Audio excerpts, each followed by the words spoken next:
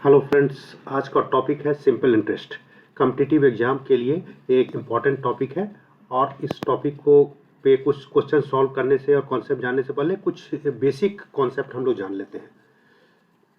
Simple interest का formula होता है जो कि आपको कई बार ज़रूरत पड़ने वाला है। सिंपल इंटरेस्ट SI से हम लोग सिंपल इंटरेस्ट लिखेंगे is equal to PR T divide by 100। ये फार्मूला हम लोगों को कई बार जगह पे काम आएगा, इसलिए आपको ये फार्मूला को बिल्कुल सिंपल फार्मूला है, सिंपल इंटरेस्ट का सिंपल फार्मूला। ठीक है, बहुत आसान है। अब आप कहेंगे कि ये P क्या है, R क्या है, T क्या है।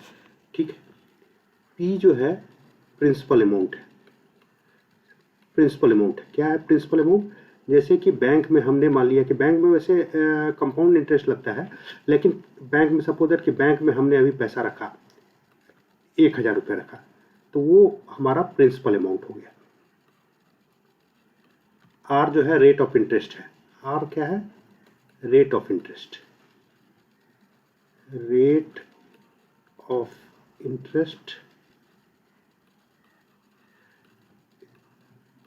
इंटरेस्ट ये पर एनम है। पर एनम वो जगह सिर्फ रेट ऑफ इंटरेस्ट लिखा रहता है, मतलब उसका मतलब है कि पर एनम, एक साल में। ठीक है, और टी क्या है? टाइम। टाइम क्या चीज में है? ईयर्स में, यहाँ पे ईयर्स में। ठीक है, इस फार्मूला को आपको बिल्कुल सिंपल है। Simple interest is equal to PRT divide by 100। P is principal, R is rate of interest per annum, T is time in year. ठीक है, अब इस फार्मूला का आपको कई जगह जरूरत पड़ेगा और इसी फार्मूला से अगर हमको सपोज दैट कि सिंपल इंटरेस्ट दिया हुआ है और हम इस फार्मूला से कई सारा फार्मूला निकाल सकते हैं, जैसे कि P is equal to SI into 100 divide by RT। अगर हमको रेट ऑफ इंटरेस्ट निकालना हो SI into 100 divide by PT। अगर इसी ढंग से हमको टाइम निकालना हो, T निकालना हो, T is equal to SI into 100 divide by क्या हो जाएगा? PR। तो इसको आपको याद करने, आपको बेसिक फार्मूला ये सबको आपको याद करने की ज़रूरत नहीं है। ये जो है, ये सारा जो फार्मूला डिराइव हुआ है, ये सारा फार्मूला जो डिराइव हुआ है वो बेसिकली ये इस फार्मूला से हुआ है। इसी फार्मूला से आप PRT जो भी चीज़ निकालना है आप इसे निकाल सकते हैं। ये तो हो गया इंटरेस्ट। और हमारा जो है ना, इंटरेस्ट जो लगा और प्रिंसिपल, ये टोटल अमाउंट को हम लोग ए से डिनोट करेंगे। ए इजकल टू क्या हो जाएगा? प्रिंसिपल, और उसमें इंटरेस्ट मिला, हमको इंटरेस्ट मिला, सिंपल इंटरेस्ट मिला। पी तो हमारा प्रिंसिपल जितना रुपया था, और सपोज दैट कि 100 रुपया प्रिंसिपल था, 10 रुपया हमको मिला इंटरेस्ट, तो 110 रुपया हो गया। तो इसको हम लोग ऐसे भी लिख सकते हैं, P प्लस SI की जगह पे हम क्या लिख सकते हैं? PRT divide by 100। हम इसको लिख सकते हैं A is equal to P plus PRT divide by 100। ये हमारा इंटरेस्ट लगने के बाद ये हमारा अमाउंट हो जाएगा, प्रिंसिपल प्लस इंटरेस्ट। ये इसको भी आपको याद कर लेना है। दो फार्मूला मैंने यहाँ पे बताया है बेसिकली, आप इस दोनों फार्मूला को याद कर लेना है। एक सिंपल इंटरेस्ट का फार्मूला है, ये सिंपल इंटरेस्ट का ये फार्मूला है, और एक सिंपल इंटरेस्ट प्लस प्रिंसिपल लगने के बाद ये फार्मूला होता है E is equal to P plus ये simple interest, P plus simple interest. तो ये फार्मूला आपको याद रखना है।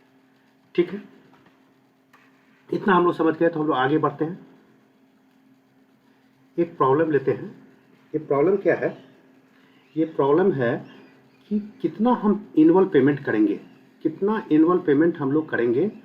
एनुअल पेमेंट हमको करना है कि 770 रुपया, जो कि ड्यू होगा 5 साल के बाद।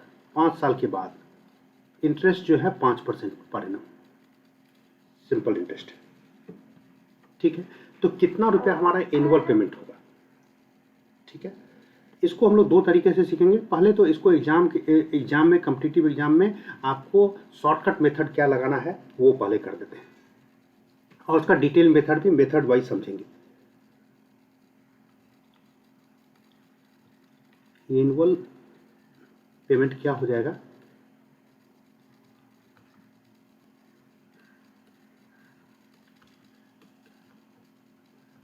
$100 into P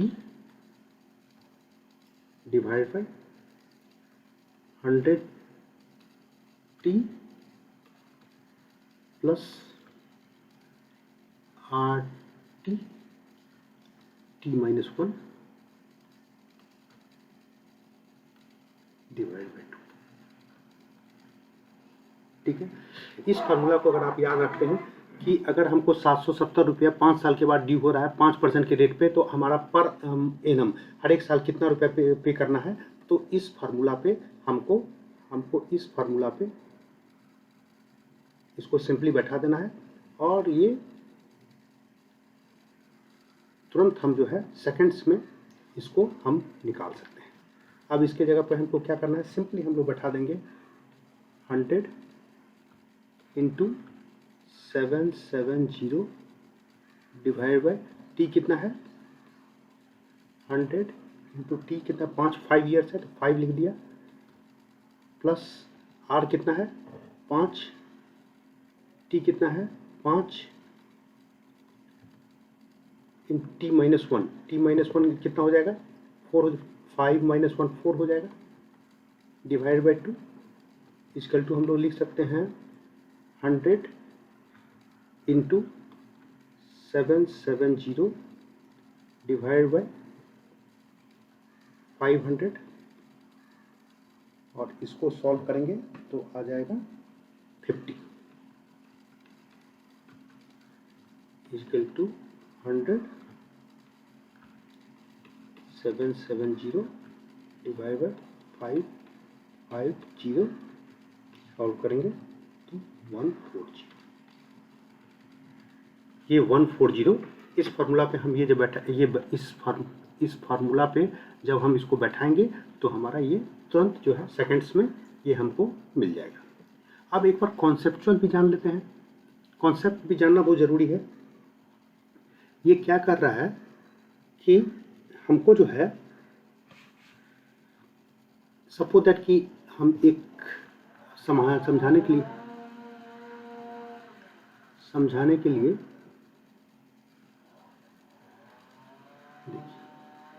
यहाँ पे शुरू में हम x, ये फर्स्ट ईयर है, सेकंड ईयर है, थर्ड ईयर है, फोर्थ ईयर है, और ये सपोज दैट मान लिया कि 5th ईयर है। तो दिखने में इक्वल नहीं लग रहा है, ठीक है। अब हम यहाँ पे x रुपया देते हैं, यहाँ भी x रुपया देते हैं, यहाँ भी x देते हैं, यहाँ भी x रुपया देते हैं, और यहाँ भी x रुपया देते हैं, और टोटल हमारा कितना रुपया हो जाता है 770, यही कह रहा है। तो ये जो शुरू में जो हम x रुपया दिए, ये शुरू का जो x रुपया दिए, ये कितने साल, ये जो है ये हमारा जो है ये 1 2 3 4 साल रहता है। तो x जो है हमको 4 साल का इंटरेस्ट लगेगा, x सेल को 4 साल का। एनुअल पेमेंट हम मान लिया,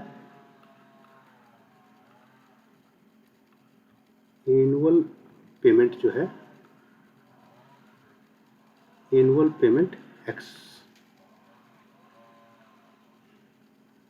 annual payment x rupees x मान लिया, ठीक है। तो ये पहले साल जो देते हैं फर्स्ट ईयर में हम जो देते हैं, फर्स्ट ईयर में वो 4 साल में कितना हो जाएगा, 4 साल में वो फर्स्ट ईयर में जो देते हैं x प्लस 4 साल में ये कितना हो जाएगा, x into 4 into rate of interest कितना है 5 है, divide by 100 is equal to 120 x by 100। ये x जो है ये x 4 साल तक रहता है, इसलिए 4 ईयर लिया है। अब ये x कितना साल रहता है, ये x 1 2 3 साल 3 साल रहेगा। तो ये कितना x रुपया देंगे तो कितना रुपया बन जाएगा, x plus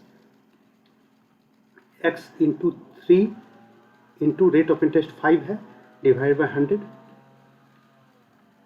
equal to 115 x divide by 100।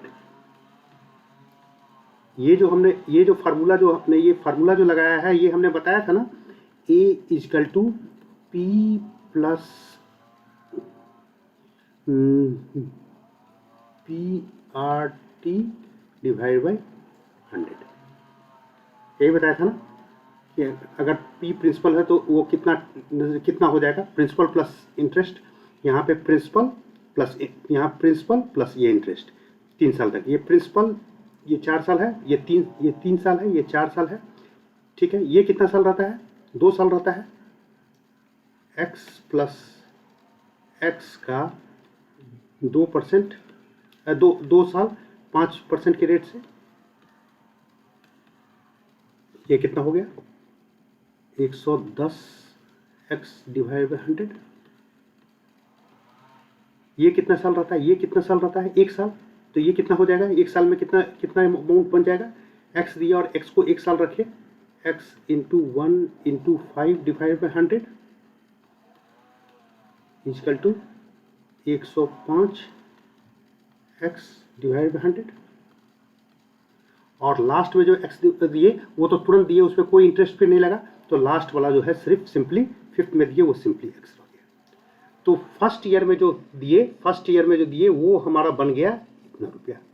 Second year में जो दिए वो 5 साल में, वो जो है लास्ट में 5 साल होते होते ये इतना रुपया बन गया। थर्ड ईयर में जो दिए वो 5 साल होते होते इतना रुपया बन गया। फोर्थ ईयर में जो दिए वो इतना रुपया बन गया।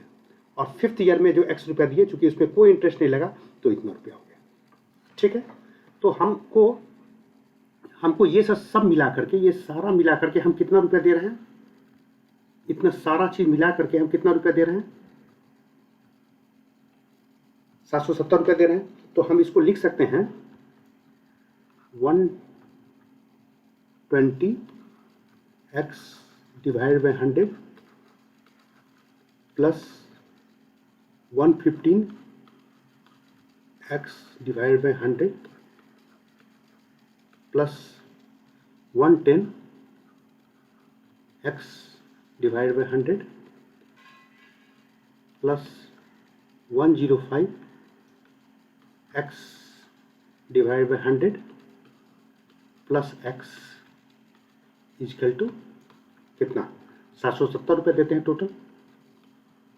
इजकल टू अगर हम सबको करेंगे, इसका एलसीएम निकालेंगे और ये करेंगे तो 550 x डिवाइड बाई 100, सॉरी तो गड़बड़ हो गया, इसको ठीक कर लेते हैं।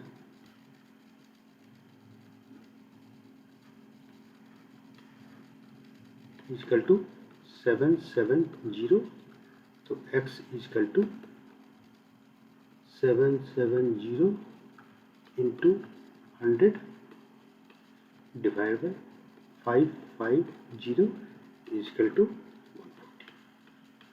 ये मैंने ट्रेडिशनल मेथड से बताया, ये भी आंसर हमारा वही सेम 140 रुपये आ गया, ठीक है।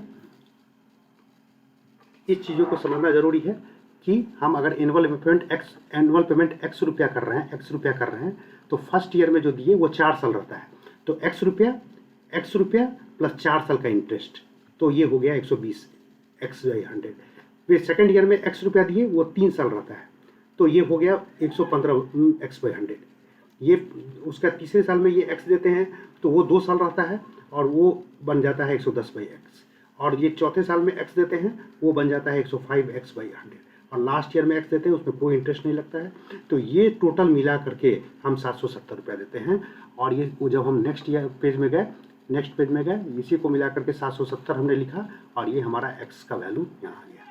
एग्जाम में आपको बेसिकली ये समझाने के लिए दिया ताकि आपका कॉन्सेप्ट क्लियर हो सके। एग्जाम में बेसिकली आपको ये फार्मूला को ध्यान रखना है और इस फार्मूला से आप सेकंड्स में, अब उसमें टाइम लगेगा आपको एग्जाम के लिए, वो ठीक नहीं है। वो आपके समझने के लिए, आपको कॉन्सेप्ट क्लियर करने के लिए वो मेथड मैंने बताया है ताकि कॉन्सेप्ट भी क्लियर हो और आपको एग्जाम में बिल्कुल ये करना है और इससे आप सेकंड्स में इस प्रॉब्लम को समझ जाएंगे। Thank you very much for watching. उम्मीद करता हूँ कि आपका कॉन्सेप्ट क्लियर हुआ होगा। फिर भी अगर कोई डाउट है कमेंट सेक्शन में लिखें, मैं उस डाउट को क्लियर करूँगा।